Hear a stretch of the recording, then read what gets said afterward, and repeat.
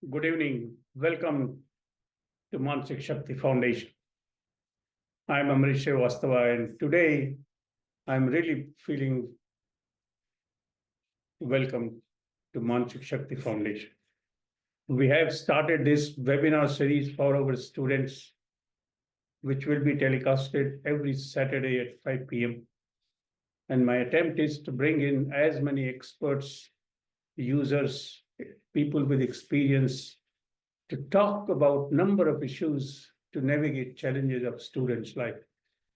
Nothing can be better than listening to the experience and knowing how a student has sorted out an issue in his or her life. Now, in that connection, I have chosen a very specific but very pertinent topic. Number of students go abroad nowadays to find new courses, new education, even to repeat the courses which they have done here and look for better opportunities overseas. Well, it's a welcome change. No wonder it must be appreciated. We are proud Indians to feel that we have our ramifications and our impact in every corner of this globe. Having said that, let us reflect. Do we send our children abroad well prepared? Do they face challenges? And when they face challenges, what happens to them and what happens to the family back home? 10,000 kilometers away from America, many thousands kilometers away from Europe and many other countries. Do we reflect upon under what conditions we prepare them, we ask them, we permit them to go? And do we know really the prospects of the courses that they join? I'm not talking if the guardian is literate, illiterate, or very much knowledgeable or less knowledgeable. That's not the issue. The issue is, do we know our own students? Do we know their capacities? Do we know their social skills, communication, academic skills, ability to adjust, ability to cope, have a psychological capital? Do we know that how they solve problems? Do we have the level of confidence we need to have amongst our own children? And are we rational or not? Are we logical or not? Do we stake ourselves in sending our children abroad? We need to reflect upon this. And today is the time that I will be addressing some of these issues, and I'm going to try my level best to bring in other experts to talk about these issues, which are very important to every mother, father, brother, sister who have lived together in a cultural ethos, and now they're allowing someone to be derooted from a culture and get rerouted in a different culture. The soil is going to be different. The seed is going to be different. We must realize, and we must be prepared for the consequences, the implications. We must not take things for granted. We must not overestimate. We must not underestimate. And we must not believe that every judgment that we take, every decision that we take is always going to be right. We must be prepared for mistakes, for failures. And we must also be prepared about our coping abilities, about the program, about plan B, how to deal with situations. Wait for us. We all parents desire to send our children abroad because we feel that education abroad is better, it is more meaningful, and it is more robustly linked to employment and income. Maybe some of the nature or some type of education is more satisfying. And therefore, no wonder that we are encouraged, we are attracted to do everything possible. But the first question that I raise that, do we know what is education abroad? Do we know our children? I think there are certain criteria, certain benchmarks that as father, as mother, as grandparents, we must know who is the right candidate who can be safely transported from one culture to another culture. And we must know that who is vulnerable, that if that person takes a jump, we are likely to be in trouble. And trouble, my friend, we must remember it always begins from symptoms of mental health. All challenges are important. Every student faces challenge. They all navigate it, but all kind of challenges make their first presence felt through symptoms of mind. When you get into problem, you become worried, you lose your sleep, you lose your appetite, you are tense. What are these? These are mental symptoms. These are psychological symptoms. So it is not that you are going to develop or anybody develops mental disorder and then only that person will face issues about mental health. No, that's not the case. Whatever challenge a student will face will first present in form of mental health symptoms. And if the candidate, the neighbors, the relatives, the friends, the peers are not able to identify those symptoms, then it's a gross error. It, it, it leads to severe denial, stigma, delay in treatment, delay in intervention. So, what is our first duty? Our first duty is to be aware about ourselves. We must know what our mental health is all about. That means, what is the level of awareness of mental health? What is the component of mental health education? Without going into much of detail, I encourage you to read and know more about yourself. We have eyes, so we know that we can see what is the power of eye 6 by 6. We know that we have a tongue and it has taste, so we can eat nice things. Similarly, we must know what is emotion, what is cognition, what is intelligence, what is insight, what is understanding, what is memory, what is personality, what is satisfaction, what is hopelessness, helplessness, loneliness. These are all factors related to mind, and we must not live in denial. It is rightfully our duty to educate our children about mind body regulation, and the whole science of mind body sciences. That is the subject of mind sciences. So, that is our first care and caution, that as teachers, schools, principals, parents, we must tell our children what is mental health, what is well being. Even those people who run orientation courses coming from overseas in universities to seek our students, they also do not focus on contents which are truly important. They would tell you how to manage your stress, they would tell you how to manage your time, but not the fundamental science of human mind. That is very important to me. You should be confident about what are the psychological functions, what are the psychological merits and psychological values. I don't say that you go and go on path of becoming a saint. No, but you must understand what is positivity, what is negativity, what is gratitude, what is happiness, contentment, obligations, duties, rights, social conscientiousness, etc., etc. These are important part of everyone's life. Whether you are studying in India or you are studying abroad, we must know this. And India will lead the world only through the spiritual sciences. I'm not saying this. Swami Vivekananda said so hundreds of years back. Why did he say so? Because he knew the power of mind. He knew that every individual possesses a mind and everybody has mental health. It does not mean about mental illness.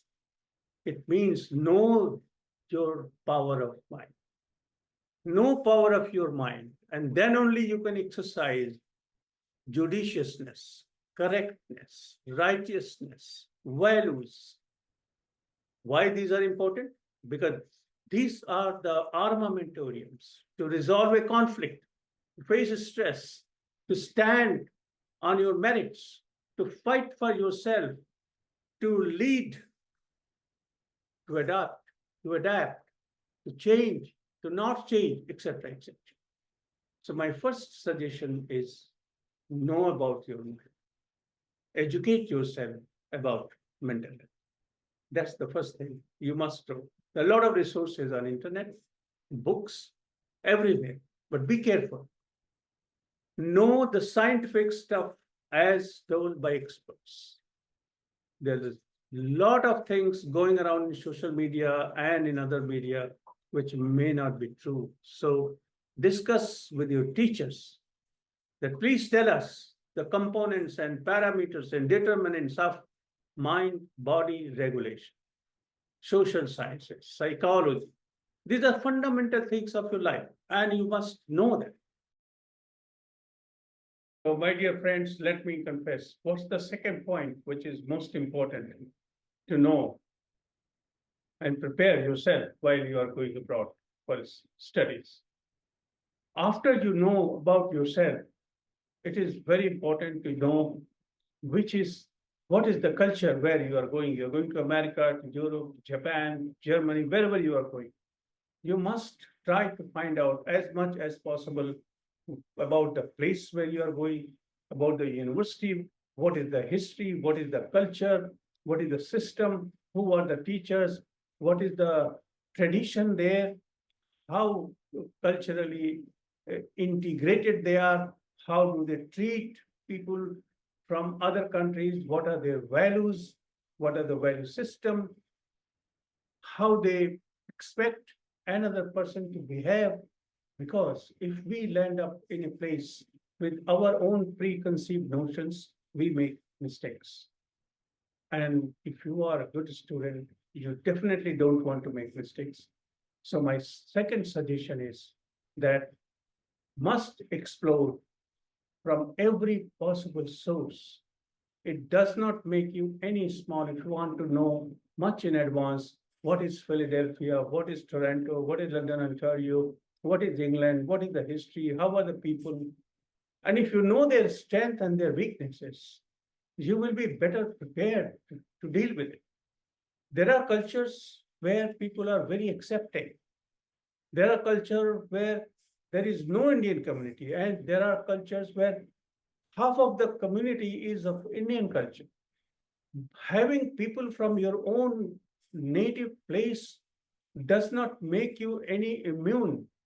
It gives you a sense of security, it gives you a sense of some strength, but does not guarantee that in that culture, an Indian will always behave like an Indian. We should expect that if you are going to a foreign land, how do you deal with people of origin of that soil? It is knowledge and education.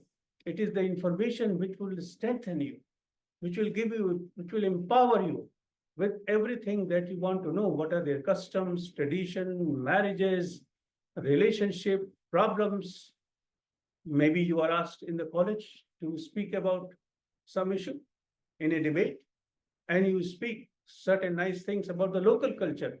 I'm sure you are going to attract number of people who will look at you very differently, very positively. That here is a guy who has come prepared. It is the preparation, preparation, and preparation. You cannot be a doctor without preparation. You cannot be an engineer without a preparation. You cannot be an army man without a preparation. And similarly, you cannot be a successful person in another community without preparing yourself. If you don't prepare yourself, you are trying to challenge your own energies, your own capacities. You are telling yourself that you are capable enough to deal with eventualities of any nature. Or you are trying to tell yourself that if there is a challenge which is insurmountable, you will either succumb or return. Well, take my words. There is a big gap between succumb and return. You may face problem, may not deal with it, and you may not have time to return back home. Please be careful. equip yourself with knowledge, education, and skills to deal with number of situations, whichever will arise. So wherever you are going, first thing is to know the language. It is the dialect which will connect you to person of that community. Know the culture, know the tradition, know the time management, know their leisure time activity, and then move on. So, welcome again, and we are talking about studying abroad and the care and caution that every parent, every student must exercise to know what is likely to happen, how well your son or daughter is going to perform. I discussed about two things. First, knowing about yourself, and second, knowing about the place, the culture, and the country where you are going. Now, there is the third thing that we must be aware about, and that is what is the kind of person that you are. That means we must know our challenges, our strength, our vulnerability. So it would not be out of place to highlight a little bit of statistics to inform you that in society we have many kind of people. We have amongst 18 to 30 years of age, we have about 15% people who suffer from any or at least one mental disorder at any given point of time. In the same manner, we have another 10% people who are at risk for developing a mental disorder. So that makes 25. Besides that, we have number of people who suffer from mental health conditions, what we call that psychological ill health. People who are physically healthy, but they are psychologically not that healthy, not that well organized, not that well performing. There is something wrong with their mood, behavior, perception, feeling, performance, functioning, etc., etc. So this makes 35. And then there are people at risk for developing mental disorders, maybe around 3 to 4% in the population. What I mean to say that all of us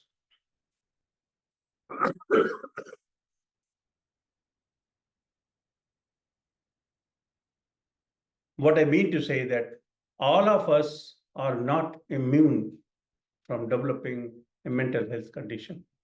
One out of two from every society is either suffering or at risk of developing a mental health condition or a psychological ill health or a risk situation.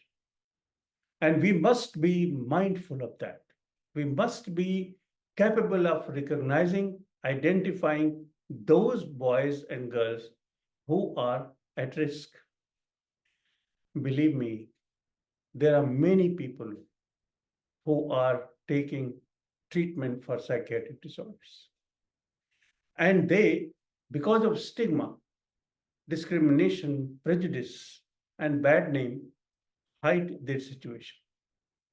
They go to the doctor, obtain a good certificate, never reveal the history, continue to take medication which they obtain from spurious sources, travel abroad, get sick again, but they don't know what to do there. That's a fact. I have come across personally number of those people who have undergone this kind of situation. So, my dear friends, if you are suffering from a mental health condition, do not hide.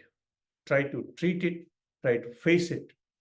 If you find yourself not eligible to travel abroad, it is better you accept it. Be in your country, obtain anything that you can. It is not necessary to go abroad for education. There is nothing missing in our country. But if you find yourself in unable to or incapable of dealing with the situation because of health reasons, do not feel shy of it. You are not a lesser man. You are not a lesser daughter. You are same person. Maybe you will shine in this society much better than what you would in another society. Do not take chance. Transition is a risk situation. Anytime you change a culture, your stress level goes higher and higher. Your coping ability is on test. Some people are able to cope, but not everybody. Many medical reports, research, and investigations inform us that minimum 30% people suffer from a psychiatric disorder when they travel abroad. Minimum 40 to 50% people express impressions of academic stress, which they are not able to overcome. We are also informed by these reports that Indian students who travel abroad have a very poor help seeking. They do not reveal, they do not open up, they don't go to the doctors. They shy away, they are frightened, they are lonely, and they are hopeless.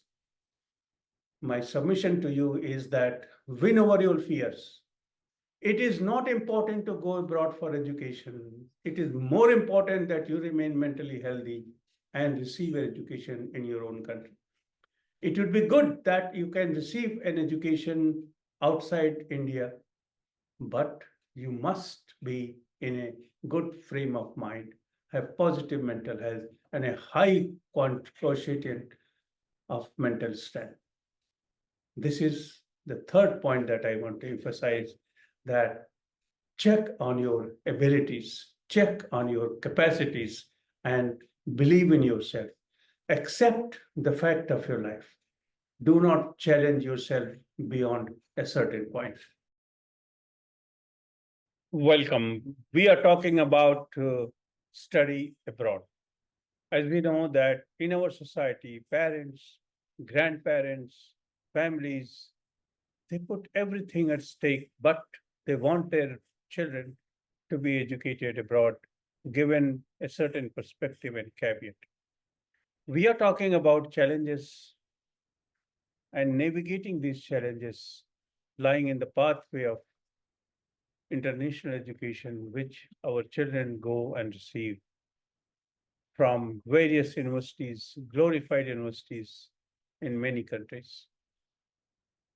I want to begin with a sense of disclosure that by becoming from the position of being a psychiatrist, I do not qualify to speak about the subject, but I do qualify to speak a lot about it from my own life history and perspective.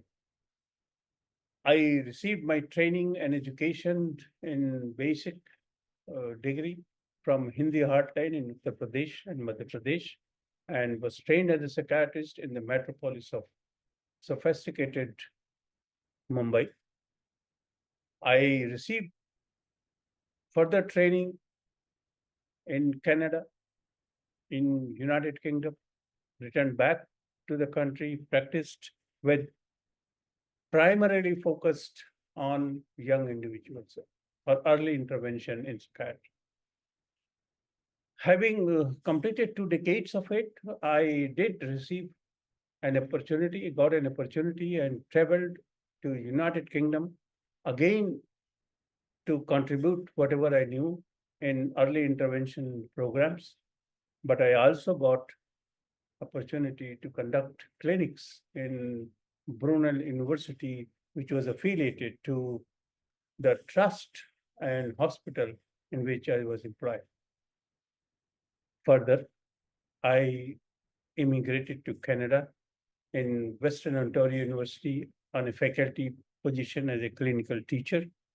And again, I was given the responsibility of managing first episode program, which is mandated for people from 17 years to 32, 35 years. Those students, young people who get a mental disorder for the first time. So thus, in my career span, I am really thankful to all those people, students, their boyfriends, girlfriends, parents who trusted me, contributed by giving information, enlightened me, elucidated, and empowered me to make conclusions, do research, teaching, and writing. And that gave me a fulfillment and satisfaction. And I truly believe that I therefore represent their voice.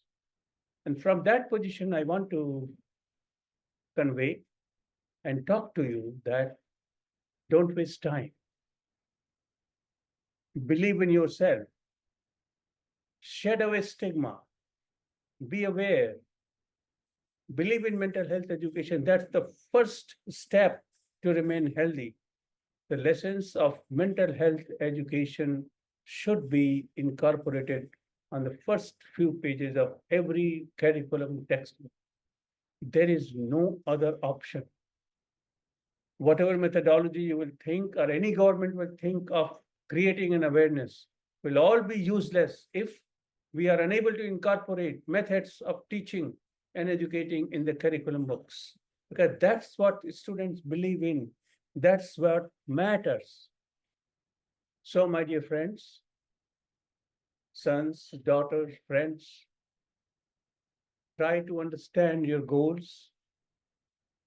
Try to reason out why do you want to go. Try to ask yourself, do you have enough mental strength to find out and withstand the pressure which is going to confront you? When we talk about pressures, it includes academic, non-academic, financial, non-financial, peer group pressure, parental pressure, etc., etc. And believe me, there is no one out there standing to listen to you. When you return to your room, in your hostel or in a rented apartment, you have to open with the keys. There is no mother standing and waiting for you. There is no one out there who will cook for you. There is no one out there who will share the stories of your wheels and woes that you have gone throughout the day. Your ability to learn to live in isolation and in solitude and gather strength, it will be the testimony of your might to sustain international education. That's my third observation.